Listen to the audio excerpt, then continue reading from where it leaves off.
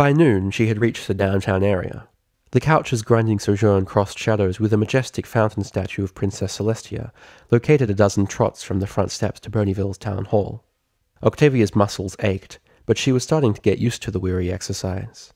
Surviving on pure adrenaline alone, she channeled all of her fury and frustration into the motions. In a matter of hours, she figured, she would have this thing at her apartment, and then everything she'd ever fantasized about the comfortable furniture would come true, even if there was no color burgundy to be had. She just knew that her limbs would be too achy and stiff the next few nights to afford practicing the cello, but it was all for the best. Once Octavia was home, she'd carry her own smelly, sweaty body over the threshold and have a long, soothing lavender bath. Then she'd dry off before the fireplace, enjoying the plushest seat in all of Equestria beneath her, as she let the weariness of the day carry her through the toastiness and into a relaxed state of dreaming where only the best muses of musical inspiration were born. The very thought of it brought a drunken smile to Octavia's already weary lips. For a moment there, she couldn't tell what was moistening her lips, the sweat from her constant toil, or far less ladylike drool. "Please stop!"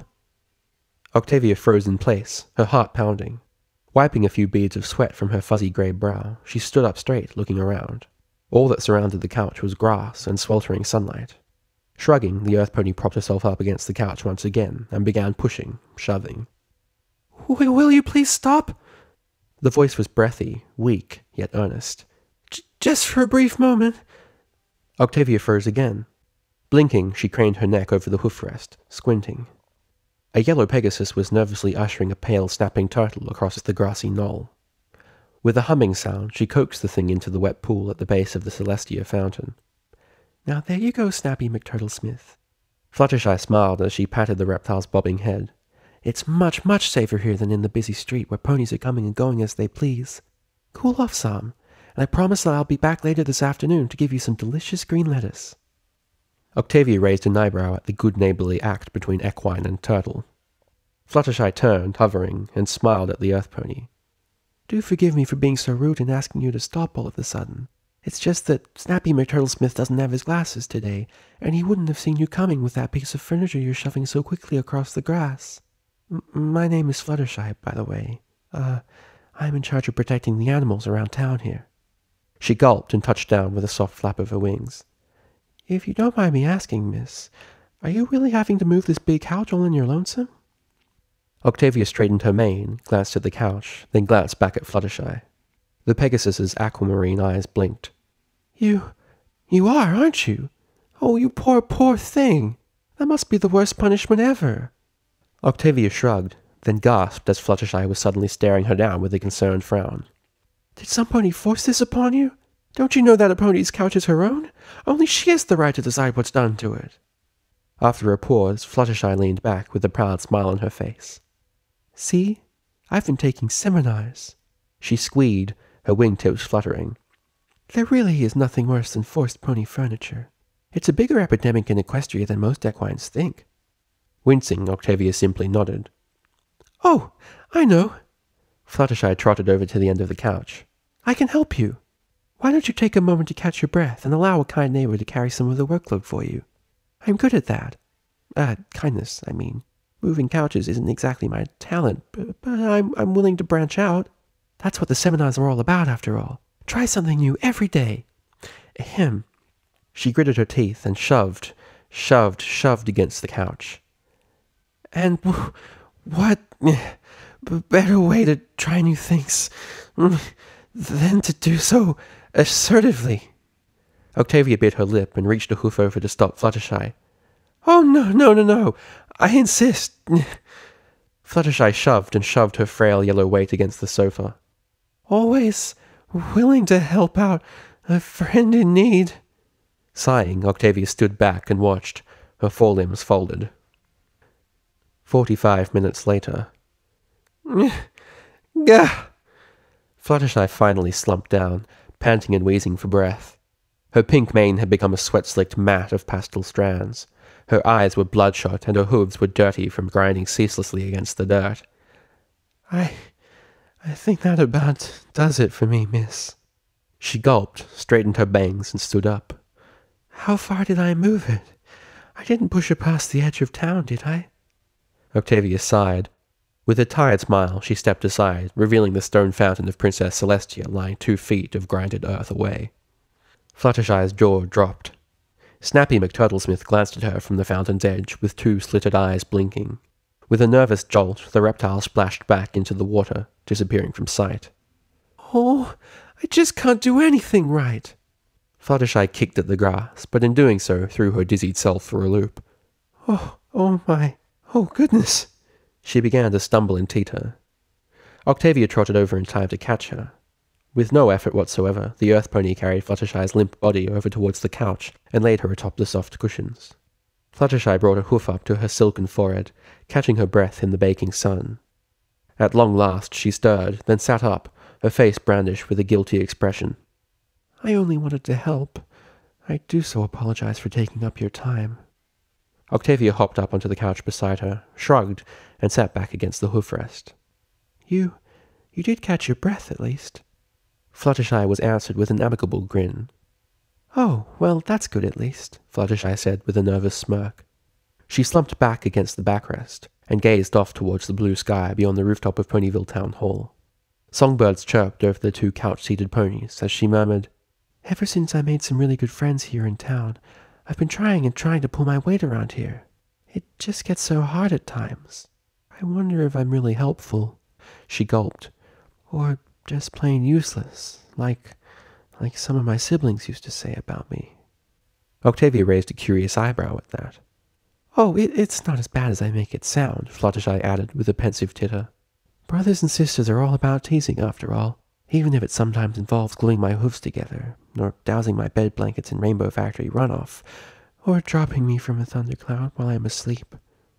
An awkward grimace ran through Octavia's body. "But the ponies around here are a lot nicer than the family I grew up with. That's a good thing. Still, I feel as though I let them down more than they're willing to admit. Kindness is an amazing thing, but sometimes it's used as a crutch to make ponies blind to their faults, because no pony wants to hurt another pony's feelings too badly, even if the truth is what's needed to be shared." Fluttershy sighed, her ears twitching from the sound of songbirds. She looked sadly at Octavia. "Ponies like you are so patient and considerate, and all I can do is make myself look like a fool when I try to do something as nice as helping move a couch." All of a sudden, Octavia reached out and grasped Fluttershy's right forelimb. "Huh?" Fluttershy blinked. "Miss, what are you doing?" Octavia lifted Fluttershy's hoof straight up into the air. With expert timing, it happened to be when a flock of songbirds was flitting by. 2 of the birds, a cardinal and a blue jay, flew down and perched on Fluttershy's limb without hesitation. They chirped happily, exchanging musical notes before glancing the Pegasus's way. Fluttershy blinked, then smiled sweetly. She raised her limb out of Octavia's grasp and leaned in to nuzzle the 2 songbirds. They happily accepted her embrace and whistled into the noonday sun. After emitting a clicking sound, Fluttershy jolted her hoof up, coaxing the 2 birds back into the air. They disappeared skyward with a flurry of colourful feathers. All was silent yet again. I guess I do have talents, huh?" Fluttershy murmured, with a toasty blush to her yellow features. "Even if they aren't exactly, flashy, it's good to remember them from time to time." Octavia slowly nodded. With a sigh, Fluttershy laid back into the plush cushions of the couch. "I should really learn to stop fretting. My friends love me for the way I am, and my family too, even if they don't know how to express it at times. I guess some things in life you really can't get from seminars." A few seconds passed, and suddenly her eyes flew open with a gasp. "Oh, goodness! It must be nearing 1 o'clock. I have to go back home and feed Angel his lunch, and then get letters for Snappy McTurtlesmith." With a knowing smile, Octavia waved her on. "I'm sorry I couldn't help you with the couch further," Fluttershy said, taking off with a flurry of yellow wings. "I hope you're well rested at least. If you have any pets that need caretaking, I'm on the edge of town beside a calm, babbling brook. Just, follow the sound of butterfly wings. Well, I guess you can't really hear butterfly wings. Just look for my mane. My friend Rarity says there's no mane in Ponyville as beautiful or silky as... Oh, dear, that sounded very vain, didn't it?" Octavia cleared her throat. "Right, off I go. Have a pleasant afternoon, miss." Fluttershy was gone. Slowly, with even steps, Octavia dismounted from the couch and approached the end of it. With her strength renewed, she flexed her muscles and prepared to shove the thing once more. "Oh, and thank you so very much for listening to me just now," Fluttershy said, hovering closely from above. Octavia hissed like a cobra. Right. I'm not here. Sweating nervously, Fluttershy darted off in a yellow blur. And the more I think about it, Bonbon spoke between laboured breaths, as she pulled the couch from the end opposite to Octavia, the more I realize that ponies don't fret about it as much as I do. I mean, so what if I've had 3 cases of oral surgery in a row? Maybe I sound different, but it's not my fault that nature gave me such uneven teeth when I was born. At least the words coming from my mouth are the same. That makes me no different a mare than I was when those neighbours came to love me in the first place. Octavia nodded wearily, shoving the couch with slightly greater ease than earlier. The 2 mares slumped to a stop beside a splendidly furnished building 4 blocks away from downtown. Whew, what's this couch made of? Dark matter? Bonbon slumped against her end of it, fanning herself with a hoof. Yeesh. She gulped and glanced apologetically. Now, I would totally help you move this thing further, miss, but like I said earlier, I've got a load of candies waiting in the oven for me back at my place, and Lyra absolutely hates it when the whole house smells like burnt caramel. Straightening her sweat-stained bangs, Octavia gave Bonbon a confused glance. Lyra? Lyra Heartstrings? Bonbon's eyes narrowed. Don't tell me you've never heard of her. Octavia smiled awkwardly. Huh. Well, the less she knows, the better. I swear musicians are their own worst enemies. Bonbon smiled nervously, waving her hooves. No offense. Octavia simply shrugged, panting for breath. Well, so long, ma'am. Best of luck to you. Bonbon trotted off swiftly. Stop by the confectionery sometime. You'll love the latest masterpiece I'm working on. Blue frosted donut holes with cosmic sprinkles. They're lunar flavored. See ya! After Bonbon was gone, Octavia stared into open space. Her lips moved, quizzically repeating 4 syllables in awkward silence. After a few seconds, she shook her head, sighed, and prepared to brace her shoulder firmly against her end of the couch yet again. Octavia? The earth pony froze dead still, bent over, her eyes wide. Octavia from Canterlot? She scurried behind the couch, away from the voice. Straightening her bow tie and freeing her brow of copious amount of sweat, she eventually stood up straight, her nose tilted up and her eyes thin in a regal pose. The sight that greeted her was 10 times as fabulous, though a nervous twinge of excitement pulled at the flabbergasted unicorn's otherwise straight features. Oh my stars, it truly is you! I knew it from the moment I first saw you passing by the front windows. Of all the places in Ponyville, you should wind up in front of my very own boutique. Octavia blinked. She gazed up at the tall building on the other side of the couch. Carousel ponykins decorated the outer rim of the structure, their polished bodies glinting in the afternoon sun. When Octavia looked back down, she jolted back.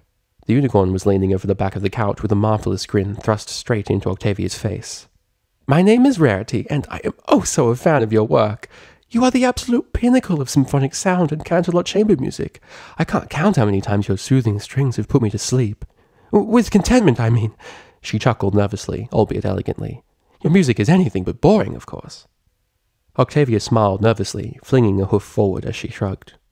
What in Celestia's name is a mare as affluent and refined as you doing out here in the boondocks of Ponyville? Octavia fidgeted, pretending not to acknowledge the existence of an ugly beige couch that she had just spent most of the day shoving halfway across a lowly farm town. She ran the hoof through her mane and fumbled to gesture something. No. Rarity trotted around the couch and raised a hoof up to Octavia's face. Don't you speak! Don't you even say a single word! Octavia's brow furrowed. She could already feel fresh beads of sweat forming on her already dirtied coat. Rarity grinned wickedly. As a matter of fact, darling, I can read your mind. With a nervous flinch, Octavia glanced at the couch, then back at the unicorn. Rarity jumped straight up, her legs wobbling in midair. You've come here to model for my nationally famous Canterlot fashion! But of course!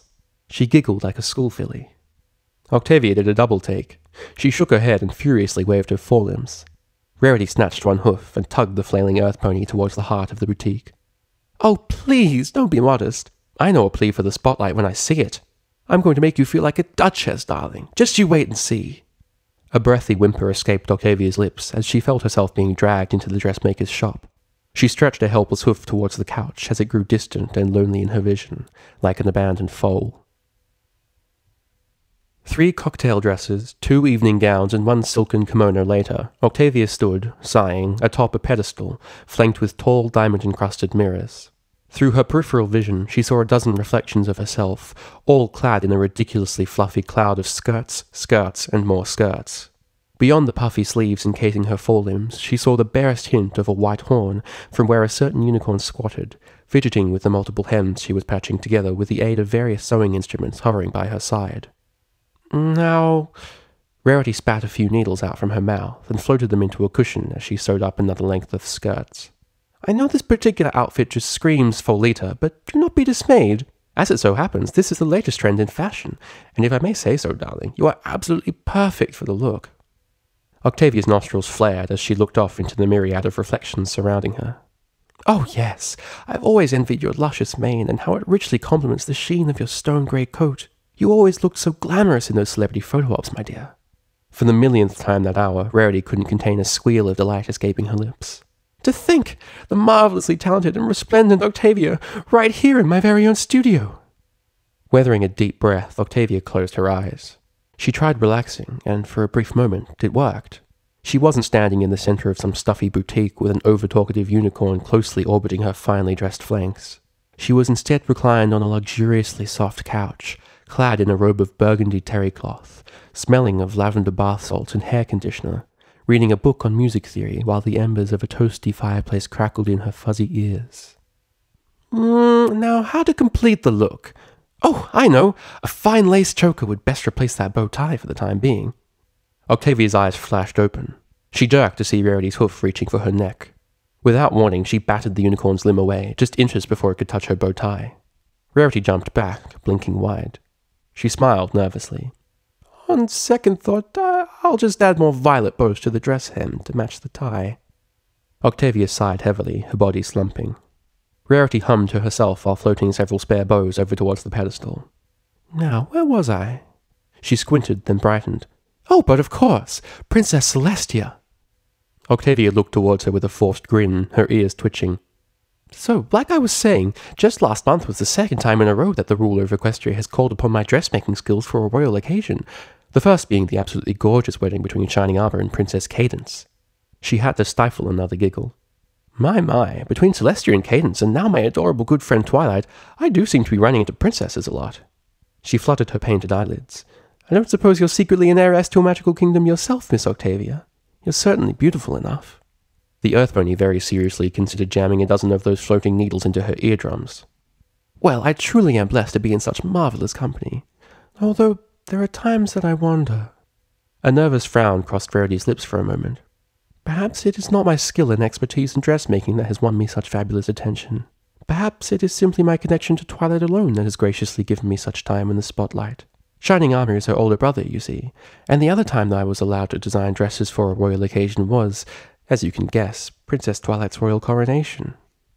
The shadows of the passing day lingered across the length of the boutique, as Rarity's sighs softly joined them. She trotted to the far side of the modelling equine as she continued speaking.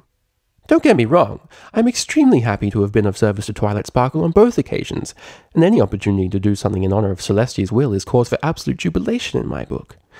I just feel at times as if I haven't truly earned my acclaim, but instead had it donated to me. And if there's anything a pony of my stature detests, it's charity to the point of coddling.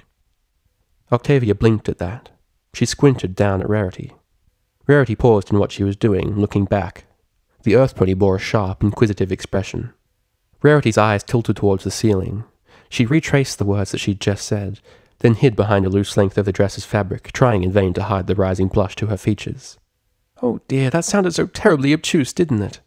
She brushed a hoof through her elegant mane while smiling bashfully. Why, of course I've been the subject of royal charity. I am the element of generosity, after all. I suppose it would be terribly rude of me to downplay a reward for acting naturally gracious to my fellow equines. The boutique was silent for a few seconds, until Rarity ultimately broke it with an airy laugh. Oh, yes, I have been weighing things too much. I suppose it would help if I concentrated on the finer qualities in life, the things that I know I have earned with my talent, like this masterpiece I'm making right now. Rarity smiled and gazed up at Octavia. Thank you most kindly for this auspicious occasion, Miss Octavia. Octavia nodded and nodded, flashing a fidgety glance out of the front windows of the place. Her hooves squirmed. Rarity waved a hoof. Fear not, I know what you're thinking. Octavia grinned hopefully at Rarity. The unicorn smiled with her eyes shut. Of course you get to take the dress home for free. How else am I going to pay you back for your kindly generosity? Octavia wanted to faint.